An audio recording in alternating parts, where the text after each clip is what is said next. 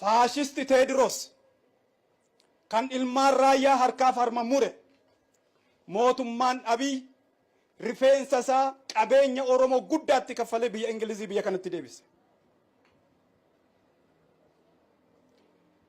Nuti immoo Oromootu karaa laalaa hafaa haa jiraatu sin jiraatiinis bakka nadhii gammadaa bu'e nutti maannaan nu dhoksan.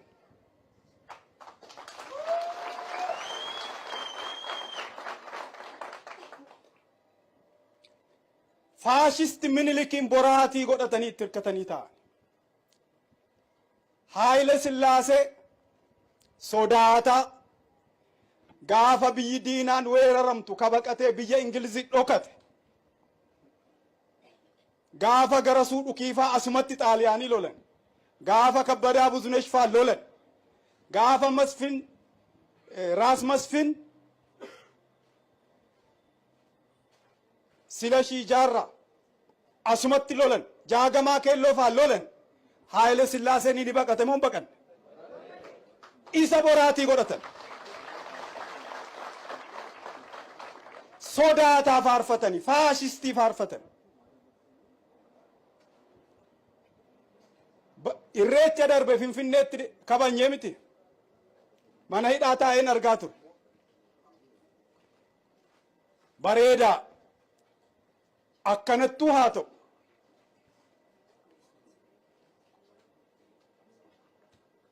Warri obbolaan keenya musliimaa eessatti salaatu? Masgiidatti. Warri kiristaanaa eessatti kadhatu? Cherchiitti. Maali sababaan tumaan caffee tuulamaa bakki jallatee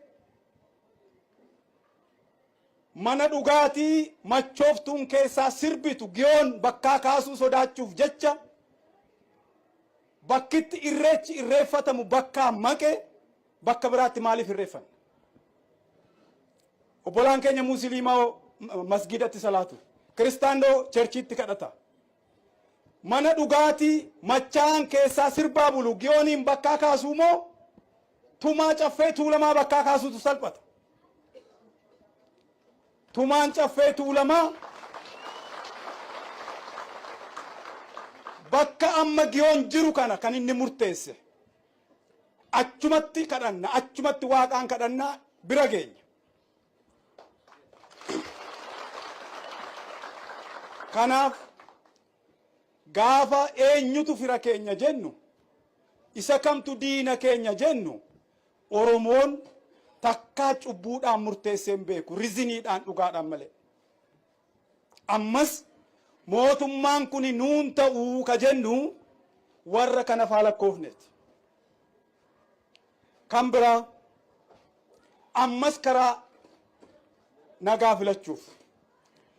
Nagaa fi dhugaan gaaf tokkoyyuu halkan tokkoyyuu adda bahanii bulanii jiraatanii hin beekan.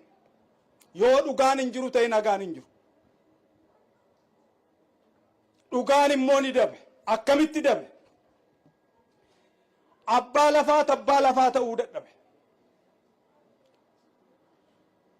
Abbaa lafaa ta'uu dadhabe. Filannoo dura dhugaa bakka itti deebisuuf abbaan lafa isaatti deebi'uu qaba. Hunda caalaa ilmaan tuulamaa Finfinneetti deebi'uu qaban. Laftii fi gumaan dulloomteen beektu. Laftii fi gumaan dulloomteen beektu. Itoophiyaan idaa baay'eetu ishee irra jira. Doolaara biiliyoona hedduutu ishee irra jira. Ni kaffaltii walumaan kaffalla. Gumaa Maammoo Mazammir garuu Itoophiyaatu kaffala.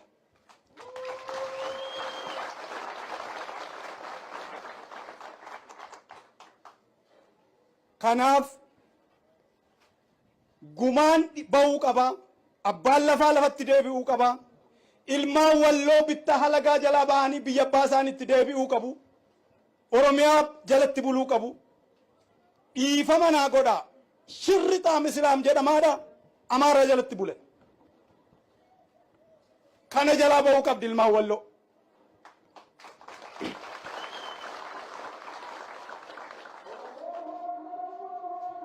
Kanaaf yoo dhugaan bakkatti hin deebi'in, yoo abbaan lafaa lafatti hin deebi'in, dhugaa fi nagaan adda bahanii jiraachuu waan hin dandeenyeef dhugaan dura dhufuu qabaa, dhugaan deebi'uu qabaa jenna. Namichatu gabaa keessaa sangaa hate achumatti gurgurachuu barbaade. Inni tokko gatii tokko kenneefi nan ga'uu amma san biraan barbaadaa jedhe. Hiriyyaa isaatu maalittiin jedhe seetani, ooftaa sangaa kan abbaatti fiddaa jedhe.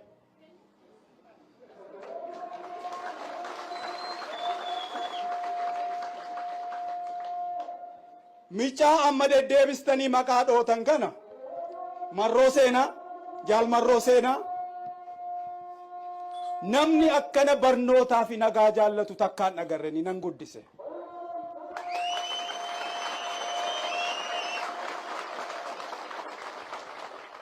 Mootummaa Itoophiyaa, mootummaa Abiyyiif mootummaa Lammaatu gurbaa kana bineensa taasise.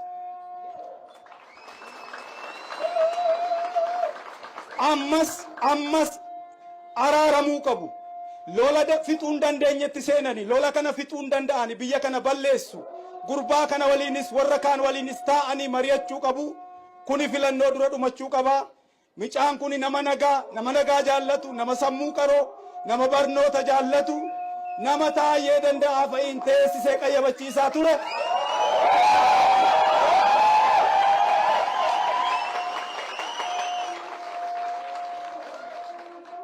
Ni nu gargaara, isaanii nu gargaara. Bosona keessa jiraachuun qabu, dhugaa dhabe dhugaatti deebisanii filannoo dura kun raawwatamuu qaban jedha. Galatooma.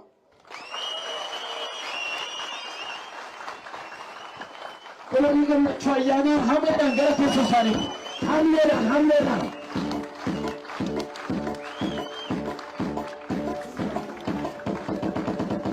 Dhumarrattis kabajamtoota hordoftoota keenya obbo Mikaa'el Booranaa waliin gaaffiif deebii yeroo xiqqoo keessatti goone ni jira. Gaaffiif deebii kana akka nu waliin hordoftan ammas kabajaan isin gaafanna. Duraan dursaa waamicha keenya kabajanii fagaasatti nu argamtan jenna. Egaa anillee maqaa keessan beekaa, uummanni hedduus akkasin beeku beekamee namoonni kaan sin beekuu dhiisuu ni malu. Mee maqaa keessan irraa kaanu jalqaba. Mikaa'el Booraniin jedhama. Mikaa'el Boorana hoogganaa adda bilisummaa Oromoo miseensa gumii shanii gumii sabaati. Mee guyyaa har'aa kana as waajjira eebbaa waajjira adda bilisummaa Oromoo kan kutaa bulchiinsa magaalaa Laaftoo irratti wal argine erga marallee sila ilaalleeti jirra. Sagantaa kana akkamitti hubattan isin gabaabaatti? Sagantaa baniinsa waajjira adda bilisummaa Oromooti. Baniinsa waajjira kun sadarkaa kutaa magaalaa Laaftootti kan ta'edha. Miseensotaaf deeggartoota keenya kutaa magaalaa Laaftoo keessa jirantu fedhii isaaniitiin, kaka'iinsa isaaniitiin, baasii mataa isaaniitiin mana kireeffatanii waajjira adda bilisummaa Oromoo asitti banatanii kun egaa waan uummanni keenya akka hundaa itti jiru. Kunis hawwii adda bilisummaa Oromoo karaa nagaatiin dorgomee kaayyoo qabsoo uummata kanaa galmaan ga'uudhaaf itti jiru kana jajjabeessuudhaaf kan godhamaa jirudha. Baay'ee gaariidha, sagantaa gaariidha. Egaa keessumaa harka kaasuun ollee karaa nagaatiin baatii waggaa fi baatii ja'a kan hin caalle kan isin biyya keessa galtanii yeroo ammaa kanatti adda bilisummaa Oromoo boordii filannoo biyyaalessa Itoophiyaa irraa heeyyama argateeni waajjira isaa onoota garaa garaatti banachaatti jira. Keessumaa magaalaa Finfinnee keessatti waajjira isaa babal'isuun uummata Oromoofis ta'e uummata kaaniif akkamiitii qaba jettanii yaaddu? Inni kun keessattuu magaalaa Finfinnee ati kaastee magaalaan Finfinnee itoo kan Oromoo taatee jirtu, handhuura Oromiyaa taatee jirtu, magaalaa guddittii Oromiyaa taatee jirtu, heera mootummaan jiru kanaanis beekamee kun otoo jiru akka abbummaan magaalaa kanaa haalamuudhaaf yaalama. Humnoonni siyaasaa fedhii biraa qaban bilisummaa Oromoo dura kan dhaabbatan sirna ture deebisuudhaaf kan tattaafatan abbummaa Oromoon magaalaa kana irratti qabu haaluudhaaf tattaafatu. Kun akka keenyatti daba guddaadha. kana yaaluu jechuun kana haaluu jechuun kan inni guddaa miidhu kan inni eenyu caalaa miidhu jiraattota magaalaa Finfinneeti. Amma kan inni dhaga'u yeroo hedduu Addis Abee jedhanii Addis Abeen kun akka saba biraa tokko ta'eetitti akka biyya biraa tokko qabuutitti Finfinneen akka biyya uummata biraa Addis Abee jedhamu tokko ta'eetitti isa haasa'an hin dhagaa. Kuni waan balaa guddaadha. Uummatuma Addis Abee jedhee of yaamu saniif balaadha. Maaliif abbummaa Oromoon Finfinnee irratti qabu haaluuni eenyuyyuu caalaa isaan miidha. Warra as Finfinnee keessa jiraatee nuti jiraattota Finfinneeti jedhee Addis Abee jedhee of yaamee abbummaa Oromoon Finfinnee irratti qabu haaluudhaaf warra tattaafatu sana miidha. Maaliif Finfinneeni handhuura Oromiyaati. Karaa hundaanuu karra shananiinuu yoo gadi bahan Oromoodha kan jiru waan hundumtuu Oromoo irraa dhufaa akka kana haala kana keessa jiraatanii abbummaa Oromoodhaa haaluu jechuun yoo uummata kana dallansiisanii gara biraatitti kan deeme rakkoon kan uumamu ta'e kan itti miidhamu isaan waan ta'eef isa kana hubachuu qabuun jedha. Uummanni keenya immoo gaamma abbummaa isaa sana caalaatti mirkaneeffachuudhaaf waajjira isaas keessatti waajjira adda bilisummaa Oromoo banate kaayyoo qabsoo isaa jajjabeeffatee as keessatti sagalee isaatiin abbaa barbaadu filachuudhaaf uummanni keenya as keessa jiru jechuudha. Dhugaan jiru xiqqaadha lakkoofsa uummata keenyaa as keessaa garuu hanga dandeettii isaatti hanga ka jiru kun bakka bu'aa isaa filachuudhaaf qooda as keessatti qabaachuu qabu, qooda siyaasa as keessatti taphachuu qabu, qooda kara hundaanuu qabaachuu qabu as keessatti kabachiifachuudhaaf mirga isaa kabachiifachuudhaafiti soso'aa jira. Kuni Finfinnee irratti kuni ta'uu jechuun qabsoo Oromootiin wareegama guddaadhaan kan dhufeedha. Waan hedduu nama gammachiisuudha. Kanaaf uummanni keenya isa kana jajjabeessee itti fufuu qaba. Uummanni keenya ka as keessa jiru irra guddaan isaa akka afaan hin beeknetti beekama. Afaan abbaa haadha isaa dagateera. Afaan biraa kaasoo baay'eetu jira. Isaan akkasiillee warra afaan Oromoo hin dhageenye otoo akka alagaatti of ilaalin uummanni keenya ka afaan Oromoo dubbatus immoo isaan warra afaan isaanii dagate sana tokko alagaatti akka biraatitti ilaalin wal barbaadanii afaan ofiitis barachuu jalqabuu qabanii afaanuma beekan saneen immoo Oromummaa isaanii jabeeffatanii aadaa Oromummaa isaanii abbummaa qabee abbummaa Finfinnee Oromoon abbummaa inni Finfinnee irratti qabu sana kabachiisuudhaaf isaanis qooda isaanii kennuu qabanii afaan beekan sanaan bahanii kana dubbachuu kana falmachuu ittiin boonuu eenyummaa isaanii gochuudha qabanii ijoollee isaaniis afaan Oromoo barsiisuudha qabanii. Kanaaf waajjira keenya as keessatti banuu jechuun adda bilisummaa Oromoo waajjira isaas keessatti banachuu jechuun kaayyoon qabsoo kana uummata magaalaa kanaa ka afaan isaallee dagate barsiisuudhaafis kaayyoo uummata keenyaa immoo kaayyoo qabsoo uummata kanaa kaayyoo adda bilisummaa Oromoo immoo uummata Finfinnee barsiisuudhaaf adda bilisummaa Oromoo sirnoota amma dura turan hundumaan hanga ammaatti illee jechuudha akka bineensaatti akka shororkeessaatti ibsamuu tattaafatama. Kan akka hin ta'in adda bilisummaa Oromoo kaayyoo bilisummaa uummataa kaayyoo haqaa kaayyoo dimokiraasii kaayyoo nagaa jaalalaaf akka deemu uummata kana barsiisuudhaaf iyyuu qooda guddaadha qaba as keessatti waajjira keenya babal'atee banamuuni. Kanaaf kun waan jajjabeeffamuu qabuu fi waan iddoo olaanaa qabudha jennee akkasitti hubanna. Egaa dhumarratti egaa qabiyyee sagantaa keenyaan alallee egaa xiqqoo tokko akkanaa kaastaniin barbaada akka uummanni Oromoo hedduus ni eegaa jiru. Keessumaa yeroo ammaa kana uummanni Oromoo goleewwan fakkeenyaaf kaadhita Oromiyaa kibba Oromiyaa ni jiru.